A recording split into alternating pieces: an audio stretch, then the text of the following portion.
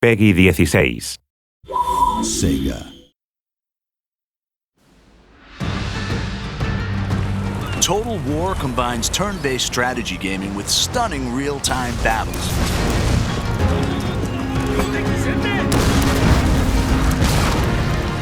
Players take command of nations, armies, and generals as they battle for ultimate victory.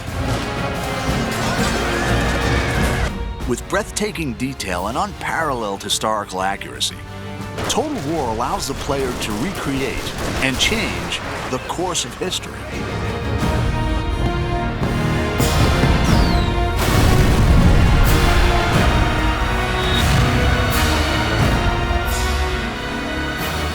In 2011, the award-winning Shogun 2 offered new AI, streamlined controls, and a host of multiplayer features. In the fall of the Samurai standalone expansion, the Creative Assembly have created the largest expansion pack ever for a Total War game. It's taken us into areas we've never been to before with Total War. It's getting closer and closer to the modern era. I think it's exciting because it's the latest any Total War game has ever been to the modern day, the closest any Total War game has been to the modern day. And with that brings a lot of really interesting different game features, a lot of scope in terms of how fast the game moves and how quickly your armies are deployed across the map, how many different types of units are available. Set 300 years later than the original game, The Fall of the Samurai sees the clash of traditional samurai culture with the explosive power of the early modern world. It's the late 19th century, which means that it's got some of the most advanced technology seen in a Total War game. So you've got torpedo ships, off-field artillery, all that kind of stuff that actually makes it feel quite different from particularly Shogun 2, which is obviously set in the 16th century.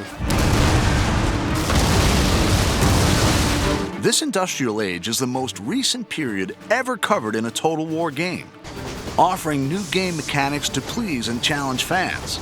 I mean, Japan actually started to build railways in this period or slightly afterwards. Railways on the campaign map have quite important strategic influence in that they allow you to move armies incredibly quickly. So as you capture more and more of the territory of Japan, you can move your armies around very effectively, and it's really important for bringing your best troops to the front.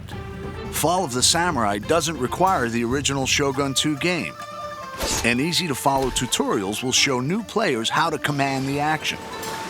It's a standalone expansion, so it's not a game add-on as such, in that you need the original game in order to play it, but it's a fully standalone version of the game itself. The game begins with the Boshin War in 1869, a dramatic turning point in Japanese history. The ruling shogunate is trading with the West, allowing new ideas to change Japan. Growing unrest ignites rebellion, which threatens to overthrow the shogun and restore the emperor to power for the first time in 600 years. The shogunate had ruled Japan for hundreds of years, since the time of Shogun 2.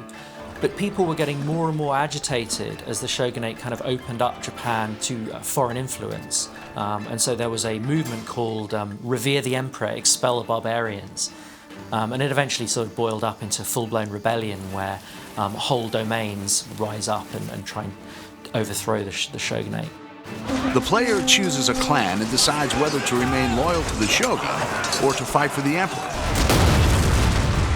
Every clan has their own unique strengths and challenges, civilian, diplomatic, or military. Each faction within an allegiance has its own clan trait, which gives it a very specific play style. Like you might have one who is more open to modernization or trade, in which case they'll have access to cheaper modern units, more money from trade with Western powers, or you may have some who are just the opposite. In the next trailer, we'll find out how the campaign and the real-time battles have been reimagined and redefined.